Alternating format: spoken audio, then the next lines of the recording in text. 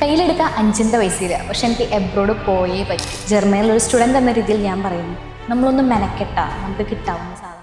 As A international student ജർമ്മനിയിലെത്തിയ നമുക്ക് ആദ്യം വേണ്ടത് സിറ്റി രജിസ്ട്രേഷൻ എന്ന് പറയുന്ന ഒരു ഡോക്യുമെന്റ് ആണ്. സിറ്റി രജിസ്ട്രേഷൻ നമുക്ക് ആദ്യം ആവശ്യമായിട്ടുള്ളത് നമ്മുടെ റെന്റൽ എഗ്രിമെന്റ് ആണ്. അതായത് നമുക്ക് അവിടെ ഒരു ഹോം വിത്ത് സിറ്റി രജിസ്ട്രേഷൻ ഉണ്ടെന്ന് കാണിക്കാൻ വേണ്ടിയിട്ട് നമുക്ക് 2 തരത്തിൽ ഒരു ഹോം റെന്റ് ചെയ്യാം. With city registration, without city registration. പക്ഷേ നമുക്ക് സിറ്റി രജിസ്ട്രേഷൻ സർട്ടിഫിക്കറ്റ് കിട്ടണമെങ്കിൽ വിത്ത് സിറ്റി രജിസ്ട്രേഷനുള്ള റെന്റൽ അഗ്രിമെന്റ് തന്നെ നമ്മൾ ചൂസ് ചെയ്യണം. ഒരു ബിഗിനറായി നമ്മൾ ജർമ്മനി എത്തുവാണെങ്കിൽ നമുക്കത് ആവശ്യമാണ്. കാരണം ബാക്കിയുള്ള നമ്മുടെ എല്ലാ ഡോക്യുമെന്റ്സും, tax ID, social security document, ഇതിനെല്ലാം ഈ സിറ്റി രജിസ്ട്രേഷൻ ഡോക്യുമെന്റ് നമുക്ക് ആവശ്യമാണ്. ആൻഡ് ഇതെല്ലാം എന്തിനാവശ്യമാണ്? നമ്മളൊരു ജോലിക്ക് അപ്ലൈ ചെയ്യുമ്പോഴും ആവശ്യമാണ്. ജർമ്മനി പോയ ഒരു സ്റ്റുഡൻറ് എന്ന നിലയ്ക്ക് നമ്മുടെ വർക്കിംഗ് അവേഴ്സ് ലിമിറ്റഡ് ആണ് എന്ന് കരുതി വളരെ കൺട്രോളബിളും അല്ല. ഓരോ കമ്പനിയും ഓരോ ഏജൻസി അനുസരിച്ച് അത് മാറും. നമുക്കൊരു ഏജൻസി ത്രൂ വേണമെങ്കിൽ ജോബിന് അപ്ലൈ ചെയ്യാം.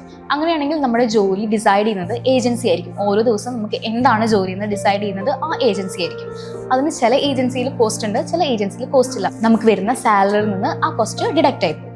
അല്ലാത്ത പക്ഷം നമ്മളായി അപ്ലൈ ചെയ്യുന്ന ജോബ്സ് ആണെങ്കിൽ അതിനൊരു മിനിമം വേജ് ആയി കാണുന്നത് ഒരു 12.5 euro പെർ അവർ ആണ്. അതും ഇറ്റ് ഡിപ്പെൻഡ്സ്. അത് കൂടാനും കുറയാനും ചാൻസ് ഉണ്ട്. കുറയാൻ ചാൻസ് കുറവാണ്, കൂടാനാണ് ചാൻസ് കൂടുതൽ. ജർമ്മനിയിൽ എത്തിയാൽ നമുക്ക് ഏറ്റവും വറി ചെയ്യുന്നത് നമ്മുടെ ലിവിങ് കോസ്റ്റ് തന്നെയാണ്. മെയിൻ ആയിട്ട് വരുന്ന കോസ്റ്റുകൾ എന്ന് പറയുന്നത് നമ്മളുടെ റെന്റും പിന്നെ ഫുഡിന് വേണ്ടി നമ്മൾ ചെലവാക്കുന്ന ഫണ്ടുമാണ്. ബാക്കി വരുന്നതൊക്കെ നമ്മുടെ ചില്ലറ ആവശ്യങ്ങൾക്ക്, അത് നമ്മുടെ ഇഷ്ടം. ജർമ്മനിയിൽ എത്തിക്കഴിഞ്ഞാൽ നമുക്കൊരു ബാങ്ക് അക്കൗണ്ട് ആവശ്യമാണ്. സ്പർക്കാസി, കൊമേഴ്സ് ബാങ്ക്, ഡോയ്ച്ച് ബാങ്ക്, അങ്ങനെ ഒട്ടനവധി ബാങ്കുകൾ ഇന്റർനാഷണൽ സ്റ്റുഡൻസിനായിട്ട് അവർ പ്രൊവൈഡ് ചെയ്യുന്നുണ്ട്. നമ്മളൊരു അക്കൗണ്ട് തുടങ്ങാം, ബാക്കി ട്രാൻസാക്ഷൻസ് എല്ലാം അത് ത്രൂ നമുക്ക് ചെയ്യാവുന്നേ ഉള്ളൂ. ജർമ്മനി എന്ന ഡെസ്റ്റിനേഷനിലേക്ക് എത്താൻ വേണ്ടിയിട്ട് നമുക്ക് വേണ്ട ഒരു മിനിമം കോസ്റ്റ് APSനായി ഒരു 18-19K നമുക്ക് ആവശ്യമാണ്.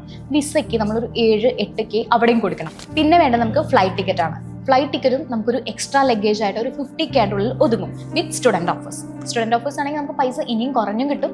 അതെല്ലാം it depends on the air ticket. അതായത് 1 ലക്ഷത്തിനകത്ത് നിങ്ങൾക്ക് ജർമ്മനിയിൽ എത്താവുന്നതേ ഉള്ളൂ. ജർമ്മൻ യൂണിവേഴ്സിറ്റിയിൽ അപ്ലൈ ചെയ്ത എല്ലായിടത്തും നമുക്ക് അക്സെപ്റ്റൻസ് കിട്ടുന്നില്ല. ഒരുപാട് റിജക്ഷൻ ലെറ്റർ കിട്ടിയിട്ട് തന്നെയാണ് ഞാൻ ഇവിടെ എത്തിയത്. ജർമ്മൻ യൂണിവേഴ്സിറ്റീസിൽ നമുക്ക് റിജക്ഷൻ വരാനുള്ള മെയിൻ റീസൺസ് നമ്മുടെ ലോ CGPA, നമ്മൾ അപ്ലൈ ചെയ്ത കോഴ്സിലേക്കുള്ള ലാക്ക് ഓഫ് എക്സ്പീരിയൻസും നമുക്ക് റിജക്ഷൻ ലെറ്റർ വരാനുള്ള ഒരു റീസൺ ആണ്. നമ്മൾ എന്ത് അപ്ലൈ ചെയ്യുമ്പോഴും ഒരു മിനിമം ക്വാളിഫിക്കേഷൻ നമുക്കും വേണമെന്ന് ജർമ്മൻ യൂണിവേഴ്സിറ്റിക്ക് നിർബന്ധമുണ്ട്. അതായത് ഒരു മിനിമം CGPA എല്ലാ യൂണിവേഴ്സിറ്റീസും ആഗ്രഹിക്കും. അതേപോലെ തന്നെയാണ് നമ്മുടെ IELTS സ്കോറും. IELTS മാത്രമല്ല TOEFL, അങ്ങനെ ഒരുപാട് എൻട്രൻസ് എക്സാംസ് അവർ പ്രിഫർ ചെയ്യുന്നുണ്ട്. ചില കോഴ്സസിന് മാത്രം അവർ ജർമ്മൻ ലാംഗ്വേജും ചോദിക്കും.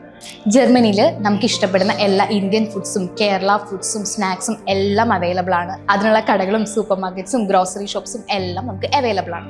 ജർമ്മനിയിൽ നമുക്ക് വരാൻ പോകുന്ന മെയിൻ ഒരു ടാസ്ക് ആണ് അവിടെ ഒരു ഹോം കണ്ടുപിടിക്കുക എന്നുള്ളത്. പക്ഷെ അത് വലിയൊരു ടാസ്ക് ഒന്നുമല്ല. വാട്സപ്പിൽ ഒരുപാട് ഗ്രൂപ്പുകൾ അവൈലബിൾ ആണ്. അത് ജർമ്മനിയിൽ നിന്നുകൊണ്ട് തന്നെ നമ്മളെ ഹെൽപ്പ് ചെയ്യാൻ ഒരുപാട് പേര് മെനക്കെട്ട് ഇറങ്ങിയിട്ടുണ്ട്. അപ്പോൾ അതിൽ ഗ്രൂപ്പുകൾ നമുക്ക് ഇന്നതാണ് നമ്മുടെ റിക്വയർമെന്റ്. അത് മാത്രമല്ല ഒരുപാട് ആഡുകൾ വരും. ഓരോ സ്റ്റുഡൻസ് പോകുമ്പോഴും അവരുടെ റൂം അവർ വേറൊരാളെ ഏൽപ്പിച്ചിട്ടേ പോകാൻ പറ്റുള്ളൂ. നമുക്ക് ചുമ്മാ ഇട്ടെറിഞ്ഞൊന്നും പോകാൻ പറ്റില്ല. അപ്പോൾ അതുകൊണ്ട് തന്നെ അവർ ആഡ് ഇടും. ആ റൂം പോകണമെന്ന് അവർക്കും ആവശ്യമാണല്ലോ. അങ്ങനെ നമുക്ക് ഈസിലി റൂം കണ്ടുപിടിക്കാം. ഇത് മാത്രമല്ല, എല്ലാ യൂണിവേഴ്സിറ്റിയിലും ഓൾമോസ്റ്റ് എല്ലാ യൂണിവേഴ്സിറ്റിയിലും ആ യൂണിവേഴ്സിറ്റി ഡോംസിൻ്റെ സൈറ്റ് ഉണ്ട്. ആ സൈറ്റ് നോക്കി അതിൽ അവരുടെ ഗൈഡൻസ് അനുസരിച്ച് നമ്മൾ അപ്ലൈ ചെയ്യുകയാണെങ്കിൽ ആ യൂണിവേഴ്സിറ്റി ഡോർമെട്രിയിലും നമുക്ക് റൂംസ് അവൈലബിൾ ആണ്. ഡോർമെട്രി പലതരത്തിലുണ്ട്. സിംഗിൾ റൂം ഉണ്ട്, ഷെയർഡ് റൂം ഉണ്ട്, സ്റ്റുഡിയോ അപ്പാർട്ട്മെന്റ് ഉണ്ട്. അങ്ങനെ എല്ലാ തരം റൂംസും ഓരോ യൂണിവേഴ്സിറ്റിയും പ്രൊവൈഡ് ചെയ്യുന്നുണ്ട്. ഒരു ഫോറിൻ കൺട്രിയിലെ എഡ്യൂക്കേഷന് വേണ്ടി നമുക്ക് എഡ്യൂക്കേഷണൽ ലോണിന് അപ്ലൈ ചെയ്യുന്നെങ്കിൽ ആദ്യം വേണ്ടത് ഓഫർ ലെറ്റർ ആണ്. ആ യൂണിവേഴ്സിറ്റിയിൽ നമുക്ക് അഡ്മിഷൻ കിട്ടി എന്ന് അറിയിച്ചുകൊണ്ടുള്ള ഒരു ഓഫർ ലെറ്റർ.